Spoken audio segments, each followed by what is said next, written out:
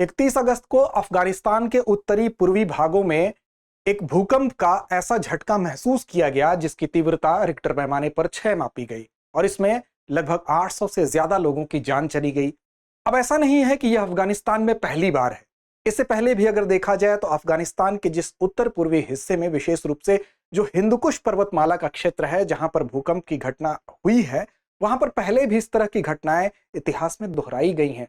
1991 से लेकर 98 से लेकर 2023 तक कई ऐसी घटनाएं हैं जो कि हिंदुकुश के अलावा हेरात के जो क्षेत्र हैं वहां पर भी देखी गई है। अब सवाल उठता है कि क्या वो वजह है जिसकी वजह से बार बार इसी क्षेत्र में अफगानिस्तान में ही भूकंप आता है? भूकंप होता क्या है? आखिर बार बार किसी विशेष क्षेत्र में भूकंप के आने का कारण क्या होता है? और उथले भूकंप ज्यादा खतरनाक क्यों होते हैं? उथले भूकंप होते क्या हैं? इन सारे कॉन्सेप्ट को आज हम समझेंगे। तो नमस्कार, मेरा नाम है अमिताभ और दृष्टि आईएएस के आज के न्यूज की इस वीडियो में हम इसी विषय पर बात करेंगे। सबसे पहले बात करते हैं हम अफगानिस्तान में इस भूकंप के अंतर्गत अगर हम देखेंगे तो देखिए अफगानिस्तान का ये मैप आपको दिखाई दे रहा है और यहां पर इसका उत्तरी पूर्वी हिस्सा जहां पर हिंदुकुश की जो अवस्थिति आपको दिखाई दे रही है, यहीं पर यह भूकंप आया है। अब यहां पर जो भूकंप है इससे पहले अगर आप देखें तो 1991 में आया। 1991 में भी 848 लोगों की मृत्यु हो गई। इसके बाद 1998 में आता है जहां पर 2 बार महीने भर के अंदर ही भूकंप आता है, वहां पर लगभग 7500 लोग मारे जाते हैं। इसके बाद फिर 2002 में ही हिंदुकुश के ही क्षेत्र में आता है जहां पर फिर भूकंप की वजह से 1000 लोगों की मृत्यु होती है। फिर इसी तरह से आप 2015 में भी एक घटना देखेंगे, हिंदुकुश के ही क्षेत्र में 7.5 तीव्रता का जो कि सबसे तीव्र भूकंप माना गया था इस क्षेत्र में आने वाला, फिर वो भूकंप देखा गया। इस तरह से 2023 में फिर यहां पर एक घटना, 2022 में कोशे जो इसका क्षेत्र है यहां पर भूकंप दिखाई दिया, हेरात में 2023 में दिखाई दिया। तो इस तरह से लगातार इन क्षेत्रों में भूकंप की घटनाएं देखी गई हैं और इसी तरह से फिर आप देख रहे हैं कि 31 अगस्त 2025 की रात में 6 तीव्रता का भूकंप आता है और इसका जो केंद्र था वो नंगरहार प्रांत के जलालाबाद से 27 किलोमीटर उत्तर पूर्व में देखा गया। खास बात यह है कि इसकी जो गहराई थी भूकंप की, जो इसका वो गहराई को अगर देखा जाए तो केवल 8 किलोमीटर थी। अब गहराई कम होने की वजह से इसकी जो विनाश लीला है वो बहुत ज्यादा थी। क्यों ज्यादा होती है इसको भी आगे हम समझेंगे वीडियो में। तो चलिए सबसे पहले बात करते हैं, समझते हैं एक सीधा कॉन्सेप्ट कि भूकंप क्या होता है। भूकंप पृथ्वी के अंदर का एक कंपन की सिचुएशन जब बनती है तो पृथ्वी के अंदर की जो एनर्जी होती है, जो ऊर्जा होती है, वो बाहर निकलती है। इस कंपन के कई कारण हो सकते हैं। अब देखिए पृथ्वी के अंदर का जो शेकिंग ऑफ द अर्थ है यानी कि पृथ्वी का कंपन है, वो जब भी होगा तो अंदर की जो एनर्जी रिलीज होगी वो ऊर्जा निकलेगी और ऊर्जा निकलकर पृथ्वी की सतह पर आएगी। तो जहां से ये कंपन उत्पन्न होता है उसको हम हाइपोसेंटर कहते हैं, वो पृथ्वी के अंदर होगा। और फिर ये जब सतह पर आएगा तो ये एपिसेंटर होगा, यानी कि अगर ये पृथ्वी है, अंदर कंपन उत्पन्न हो रहा है तो ये इसका हाइपोसेंटर है, फोकस है। और ये जिस स्थान पर सबसे पहले पृथ्वी पर यहां पर प्रतीत होगा उसको हम कहते हैं एपिसेंटर। तो याद रखिएगा ये जो कंपन है, ये जो तरंगे हैं, ये हर दिशा में फैलती हैं और इन्हीं तरंगों को हम भूकंपीय तरंगे भी कहते हैं। आपने कई बार भूकंपीय तरंगों को पढ़ा होगा, जाना होगा, कई लेक्चर्स में इसकी चर्चा की गई है। भूकंपीय तरंगे कितने प्रकार की होती हैं, पिछले लेक्चर्स में आप जाके देख भी सकते हैं और कमेंट बॉक्स में आप कमेंट करके बताइए कितने प्रकार की होती हैं। अब देखिए मुख्य स्थान हाइपोसेंटर यानी कि पृथ्वी की सतह के नीचे भूकंप का वो केंद्र जहां से भूकंप की उत्पत्ति होती है और सबसे पहले पृथ्वी के जिस स्थान पर वो भूकंप सतह पर पहला स्थान जब वो तरंगे जिस जगह पर पहुंचेंगी उसको हम एपिसेंटर के तौर पर जानते हैं। तो ये 2 मुख्य स्थान भी होते हैं, एक सामान्य अवधारणा के तहत इसको जान लीजिए। भूकंप के अगर प्रकार की बात करें तो देखिए एक तो टेक्टोनिक प्लेटों की हलचल होती है। टेक्टोनिक प्लेटें क्या होती हैं? तो आप जानते हैं कि जो भूपर्पटी होती है, पृथ्वी आप जानते हैं कि पृथ्वी जो बनी होती है हमारी, वो क्रस्ट, मेंटल और कोर, उसके 3 हिस्से होते हैं। तो क्रस्ट जो सबसे ऊपरी हिस्सा होता है यानी भूपर्पटी, क्रस्ट और ऊपरी मेंटल का जो कुछ हिस्सा होता है उसको मिलाकर लिथोस्फीयर बनता है और लिथोस्फीयर जो होता है वो कई सारी प्लेटों से बना होता है। जो टेक्टोनिक क्रिया होती है टेक्टोनिक प्लेटों से बना होता है। जैसे कि आप देख सकते हैं यहाँ पर ढेर सारे प्लेट हैं, नॉर्थ अमेरिकन प्लेट है, साउथ अमेरिकन प्लेट है, इसी तरह से तमाम यूरोपियन प्लेट है, यहाँ पर इंडियन प्लेट है। तो ये सारे प्लेट्स जो होते हैं वो टेक्टोनिक प्लेट्स होते हैं और इन टेक्टोनिक प्लेट्स में जो है वो गति होती रहती है और उस गति की वजह से जब ये आपस में टकराती हैं टेक्टोनिक प्लेटें, उसमें जो हलचल होती है तो एक कारण होता है भूकंप के उत्पन्न होने का। तो पहला कारण ये है। दूसरा ये है कि ज्वालामुखी यानी वॉल्केनो एक्टिविटी अगर होगी, पृथ्वी के अंदर अगर ज्वालामुखी गतिविधि होगी तो उससे भी भूकंप उत्पन्न होता है। एक कारण होता है मानव निर्मित कारण, यानी कि मानव अब बड़े बड़े डैम बनाता है, मानव बड़े बड़े निर्माण कार्य करता है, बांधों का निर्माण करता है, गहरी खनन प्रक्रियाएं जो होती हैं, माइनिंग की क्रियाएं होती हैं, या भूमिगत कोई परमाणु परीक्षण करता है, तब भी भूकंप आने की संभावना होती है, क्योंकि इससे पृथ्वी के अंदर हलचल पैदा होती है।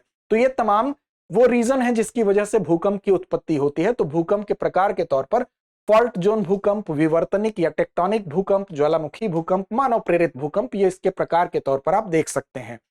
तो याद रखिएगा कि ऊपर जो टेक्टोनिक प्लेटों की बात की गई है वो बेसिकली जो क्रस्ट हो यानी कि परपटी और ऊपरी मेंटल को मिलाकर जो लिथोस्फीयर का भाग होता है, ये कई ढेर सारे हम देख रहे हैं प्लेट से बना होता है। और इन प्लेटों में जो गति होती है, उस गति के परिणाम स्वरूप जब ये एक दूसरे के करीब आते हैं, एक दूसरे के पास आते हैं, तो प्रेशर उत्पन्न होता है, उन दरारों में टकराहट होती है, जिससे वहां पर एक कंपन उत्पन्न होगी और उससे भी भूकंप आता है। तो ये याद रखेंगे। अब भूकंप का मापन करने की अगर बात करें तो देखिए, भूकंप का मापन परिमाण के आधार पर भी होता है और भूकंप का मापन जो होता है वो उसकी इंटेंसिटी के आधार पर भी होता है। जब भूकंप का मापन उसके मैग्नीट्यूड यानी परिमाण के आधार पर किया जाएगा, तो भूकंप से कितनी एनर्जी निकली है, कितनी ऊर्जा निकली है, उसका मापन इसको दर्शाता है। और इसको हम किस पर मापते हैं? तो रिक्टर पैमाने पर, जिस पैमाने पर 0 से लेकर 10 तक पैमाना बना होता है। इसी तरह से जब बात इंटेंसिटी की आएगी तो यह देखा जाएगा कि उस भूकंप की विनाश लीला कितनी थी, उससे नुकसान कितना हुआ, उसका असर इंसान, इमारत और जमीन पर कितना हुआ। अब इसको किससे मापते हैं? तो इसको मर्केली पैमाने पर मापते हैं और इस पैमाने पर 1 से लेकर 12 तक जो है पैमाना अंकित होता है। तो ये दोनों परिमाण और तीव्रता के आधार पर इसका मापन किया जाता है। अब सवाल उठता है कि भूकंप की गहराई क्यों मायने रखती है? तो देखिए, भूकंप की गहराई इसलिए मायने रखती है कि जब कम गहराई से भूकंप उत्पन्न होता है तो पृथ्वी की सतह पर पहुंचने में उसकी एनर्जी ज्यादा होती है, और ज्यादा एनर्जी होगी तो वो नुकसान ज्यादा पहुंचाएगा। इसी वजह से जो उथले भूकंप यानी कि जो ज्यादा गहराई में उत्पन्न नहीं होते हैं, यानी कि 0 से लेकर 70 किलोमीटर गहराई वाले अधिक खतरनाक होते हैं। और इसकी गहराई, जो भूकंप अभी आया था मात्र 8 किलोमीटर पृथ्वी के अंदर इसका फोकस था, तो हम कह सकते हैं कि इसकी एनर्जी जो है वो ज्यादा होगी अपेक्षाकृत उसकी जिसकी गहराई ज्यादा होगी। तो सतह के करीब होने से वो ज्यादा ऊर्जा छोड़ते हैं और इनसे विनाश ज्यादा होता है। इसीलिए उथले जो भूकंप होते हैं वो ज्यादा खतरनाक माने जाते हैं। गहरे भूकंप सतह तक आते आते ऊर्जा वहीं पर अपनी खो देते हैं। ठीक उसी तरह से जैसे किसी व्यक्ति को दूर जाकर लड़ाई लड़नी हो और किसी को पास जाकर लड़ाई लड़नी हो, तो दूर जाकर लड़ने वाले की एनर्जी पैदल चलने में ही चली जाएगी और पास जाकर लड़ने वाले की एनर्जी बची रहेगी। तो कुछ इसी तरह से आप इसको समझ सकते हैं। अब भूकंप की जो तीव्रता है वो भी अहम होती है। अब एक अंक अगर बढ़ रहा है, यानी कि भूकंप की तीव्रता का मापन जब हम करते हैं तो आपको बताया गया कि तीव्रता यानी इंटेंसिटी का मापन करते हैं तो 1 से 12 तक उसको आंका जाता है मर्केली पैमाने पर। अब एक अंक अगर कहीं बढ़ रहा है, यानी कहीं की तीव्रता अगर 6 बताई गई और कहीं की 7 बताई गई, तो 6 और 7 के बीच में जो ऊर्जा का उत्सर्जन होगा, यानी कि जो एनर्जी निकलेगी, उसमें 32 गुने का अंतर होता है। यानी 6 से 7 पैमाने पर पहुंचने में 32 टाइम्स जो एनर्जी है वो ज्यादा निकलेगी। तो इस तरह से आप इसको समझ सकते हैं। अब इसी तरह से देखिए, अफगानिस्तान वो क्षेत्र है जहां पर बार बार भूकंप की घटना देखी गई। 91 में देखा गया, फिर आपको हाल फिलहाल की घटना देखी गई, इससे पहले भी हिंदुकुश के क्षेत्र में भी देखा गया। कई उदाहरण आपको शुरू में बताए गए। कारण क्या है? कारण यह है कि अफगानिस्तान की स्थिति उसका कारण है। अफगानिस्तान जिस जगह पर स्थित है, आप जानते हैं कि शुरू में ही बताया गया, जो टेक्टोनिक प्लेटें होती हैं उनके मिलन स्थल पर जहां पर सबडक्शन जोन बनेगा, वहां पर सबसे ज्यादा जो है स्थिति क्या होगी? भूकंप आने की स्थिति होगी। अब देखिए, अफगानिस्तान जो है वो भारतीय प्लेट और साथ साथ यूरेशियन प्लेट, इनके टकराव वाले क्षेत्र में स्थित है। अब देखिए, यहां पर इंडियन प्लेट आपको दिखाई दे रहा है और ऊपर आपको यूरेशियन प्लेट दिखाई दे रहा है। और इन दोनों में ये एक दूसरे की तरफ अगर गतिशील हो रहे हैं, तो जाहिर सी बात है कि भारतीय प्लेट हर साल लगभग 45 मिलीमीटर की दर से यूरेशियन प्लेट की तरफ क्या हो रही है? बढ़ रही है। और जब बढ़ेगी तो यहां पर क्या होगा? टकराहट होगी, और टकराहट होगी तो जाहिर सी बात है कि इस एरिया में, इस क्षेत्र में जो है हलचल होगी और भूकंप की घटना ज्यादा होगी। तो यह क्षेत्र दुनिया के सबसे सक्रिय भूकंपीय की क्षेत्रों में से एक माना जाता है। दुनिया की कुल भूकंपीय ऊर्जा का लगभग 15% यहां आप देखेंगे इसका योगदान है, यानी कि लगभग 15% जो भूकंप है वो एनर्जी के दृष्टिकोण से इस क्षेत्र में आप देख सकते हैं यहां पर रिलीज हो रही है। तो हिंदुकुश जो क्षेत्र है विशेष रूप से यह खतरनाक माना जाता है। क्यों माना जाता है? क्योंकि भारतीय प्लेट यूरेशियन प्लेट का यहां पर टकराव होने वाला ये विशेष तौर पर जो हिंदुकुश क्षेत्र है वो है। अब 1900 से लेकर अब तक यहां पर 7 से अधिक तीव्रता वाले 12 भूकंप आए हैं। आप इसी से अंदाजा लगा सकते हैं, जबकि 7 से ऊपर के जो भूकंप होते हैं वो खतरनाक माने जाते हैं। अब भूकंप के वितरण को भी देखें, अगर विश्व के भूकंप के वितरण को देखा जाए तो आप देखेंगे कि जो परिप्रशांत भूकंपीय पेटी है वो सबसे ज्यादा भूकंप यहीं पर आया जाता है। इसीलिए इसको रिंग ऑफ फायर भी कहा जाता है, ये आप जानते हैं। परिप्रशांत पेटी यानी रिंग ऑफ फायर, ये पूरी वो श्रृंखला है, यहां पर एक सबडक्शन जोन बनता है। विश्व की सबसे बड़ी लार्जेस्ट अर्थक्वेक जो बेल्ट है उसके रूप में इसको जाना जाता है, और पूरे विश्व का लगभग 81% जो बड़ा भूकंप है वो आपको यहीं पर देखने को मिलेगा, परिप्रशांत पेटी में ही देखने को मिलेगा, रिंग ऑफ फायर में ही देखने को मिलेगा। कारण क्या है? Subduction zone. सबडक्शन जोन क्या होता है? जब एक प्लेट दूसरी प्लेट के नीचे धंसती है, सबडक्ट होती है, उसको सबडक्शन जोन बोलते हैं। तो यहां पर ये देखेंगे कि प्लेटों का जो फिसलना होता है, उनका टूटना होता है, उनकी टकराहट होती है, वो घटना यहां पर ज्यादा देखने को मिलती है। यानी कि एक भारी प्लेट नीचे की तरफ जाएगी, हल्की प्लेट ऊपर रहेगी। ऐसी कंडीशन में क्या होगा? उन प्लेटों में फिसलन होगी, टूटना होगा, टकराव होगा, और इस वजह से यहां पर भूकंप की घटना ज्यादा देखने को मिलती है परिप्रशांत में। इसी तरह से मध्य महाद्वीपीय बेल्ट भी है। मध्य महाद्वीपीय बेल्ट में अगर देखेंगे तो ये दूसरा सबसे बड़ा भूकंपीय क्षेत्र है।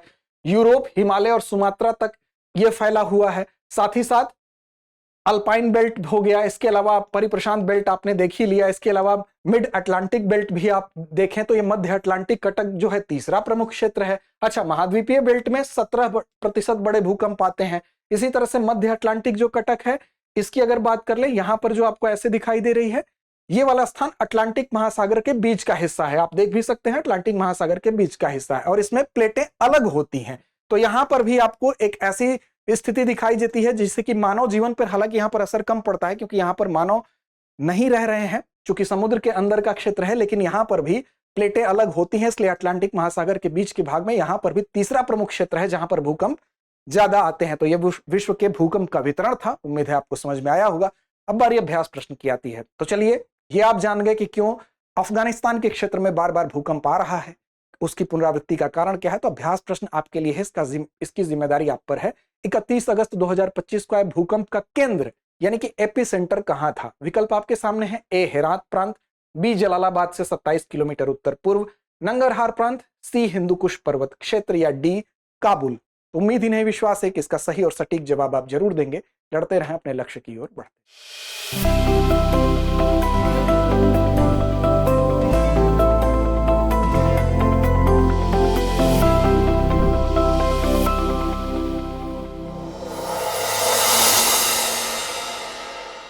अब एग्जाम की तैयारी को और बेहतर करने के लिए हमारे चैनल को लाइक, शेयर और सब्सक्राइब करना ना भूलें।